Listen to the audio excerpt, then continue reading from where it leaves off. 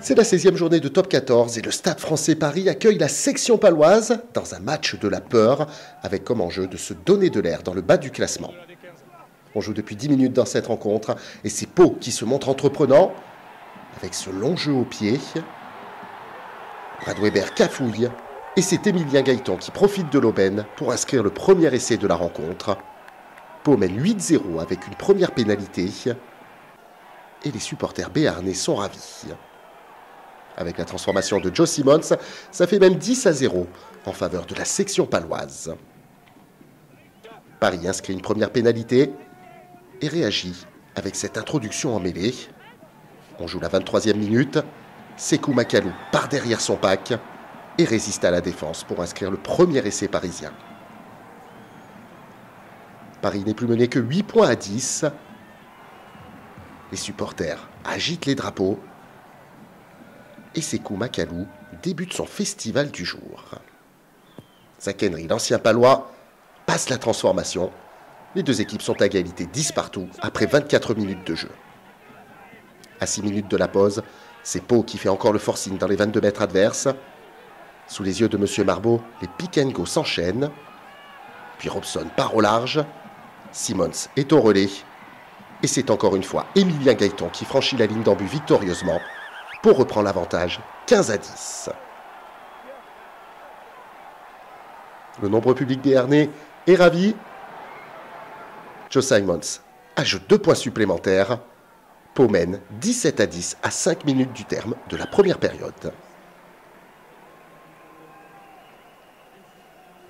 Monsieur Marbeau renvoie les deux équipes au vestiaire. Pau a ajouté une nouvelle pénalité, compte 10 points d'avance à la mi-temps, 20-10. En deuxième période, le match va devenir fou. On joue depuis seulement 4 minutes. Robson part derrière ce regroupement. Les Palois fixent à nouveau la défense adverse. Intervention de M. Marbeau. Une pénalité donnée au Stade français. Sékou Makalou la joue rapidement. Personne n'est prêt. Et le troisième ligne finit entre les poteaux pour l'essai de la réaction parisienne. On revoit ce filou de Makalou qui lance les opérations sans faire de faute et permet à son équipe de revenir dans cette rencontre. Paris n'est plus mené que 15-20, puis 17-20 avec la transformation de Zach Henry. Mais la réaction paloise ne se fait pas attendre. 5 minutes plus tard, Robson est toujours à la commande.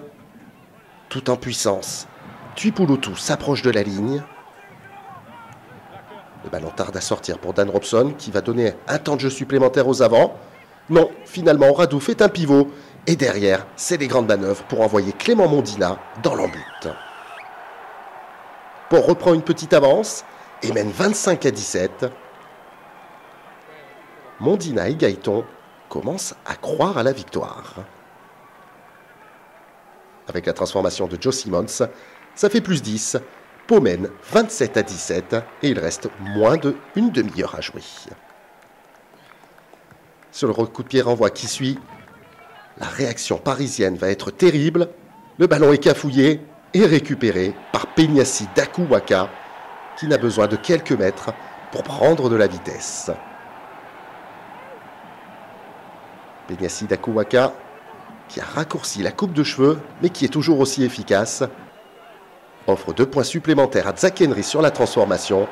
Paris n'est plus mené que de 3 points, 24-27. Puis 27-30 à 10 minutes de la fin. Sur ce lancer en touche, les Parisiens ont l'occasion de prendre enfin l'avantage dans ce match. Makalou capte le ballon, le groupe est pénétrant est inarrêtable, et c'est Paul Gabriag qui termine dans l'embut. Pour la première fois, le Stade français Paris est devant et mène 32-30, puis 34-30 avec la transformation de son ouvreur Zach Henry. 73e minute, on prend les mêmes et on recommence. Cette fois-ci, c'est Romain Briat qui capte ce ballon. Bien au chaud, les Parisiens avancent, puis c'est le départ derrière la mêlée de Lucas Pérez-Blanc pour l'essai du break et de la victoire parisienne. 39-30, Mais Pau veut se récompenser dans cette rencontre spectaculaire. On joue la dernière action du match. Et sur cette pénalité jouée à la main, les Palois s'approchent de la ligne. Un deuxième temps de jeu pour les avants.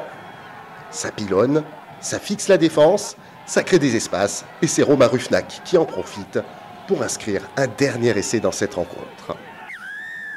Le 4e essai palois contre 5 pour les Parisiens. 39-35. Le bonus est bien au chaud pour les Palois. Il ne reste plus qu'à sceller le score avec cette dernière transformation. Joe Simons la passe.